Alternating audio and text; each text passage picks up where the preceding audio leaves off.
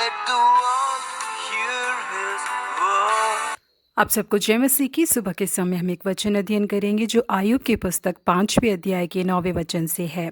वह तो ऐसे बड़े काम करता है जिसकी था नहीं लगती, और इतने आश्चर्य कर्म करता है कि गिने नहीं जाते। एक बार कलीसिया के समाप्त होकर घर जाते समय एक पिता ने अपने बेटे से पूछा कि बेटा, आज तुमने संडे स्कूल में क्या सीखा। इसके लिए बच्चे ने जवाब दिया कि पापा, आज हमने सीखा कि इजरायली लोगों ने लाल समंदर को कैसे पार किया। उसके पिता मुस्कुराते हुए उससे पूछने लगे, अच्छा जरा मुझे भी बताओ कि तुमने क्या सीखा इसके बारे में। इजरायली लोग मिस्र देश से बाहर निकल के चलने लगे, लेकिन फारून और उसकी सेना उनका पीछा करते हुए उनके पीछे आने लगी। इसलिए इजरायली लोग इतनी तेजी से भागे जितनी तेजी से वो भाग सकते थे, लेकिन उसके आगे वो भाग नहीं सके क्योंकि लाल समंदर उनके सामने आ गया।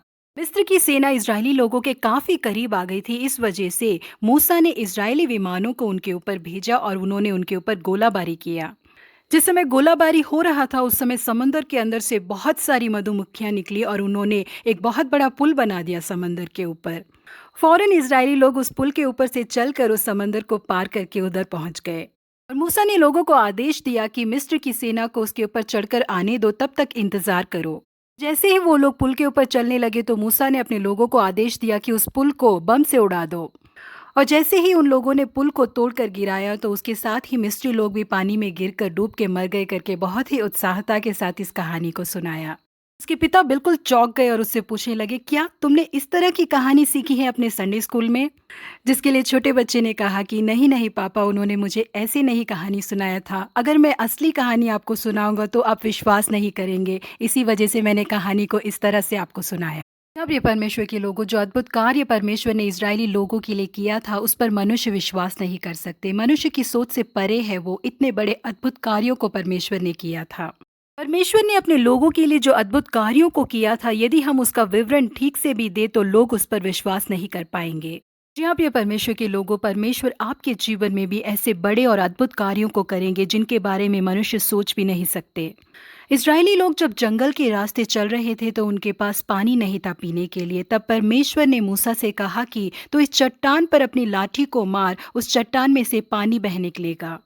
मूसा ने जैसे ही अपनी लाठी को चट्टान पे मारा तो उसमें से पानी बहने लगा। इजरायली लोगों ने और उनके सारे जानवरों ने अपनी प्यास वहां पर बुझाई। नए नियम में भी यीशु मसीह ने जो अद्भुत कार्यों को किया है वो बहुत ही आश्चर्यचकित कर देने वाले हैं।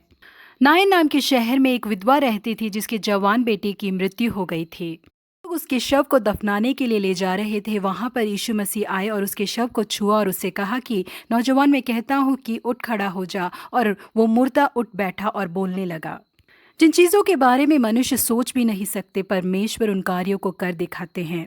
न केवल इजरायली लोगों के लिए बल्कि इस पृथ्वी में जितने लोग हैं, यदि वो उनके नाम पर विश्वास करते हैं तो उनके लिए बड़े बड़े आश्चर्य कर्मों को और अनगिनत अद्भुत कार्यों को करेंगे। आपकी जरूरतों को बहुत ही अद्भुत रीति से पूरा करेंगे। जी हाँ, वो हमारे लिए हमारे जीवन में अनसोचे और अनगिनत आशीषों को देने वाले परमेश्वर हैं। प्रभु आप सबों को आशीषित करे। Have a blessed day.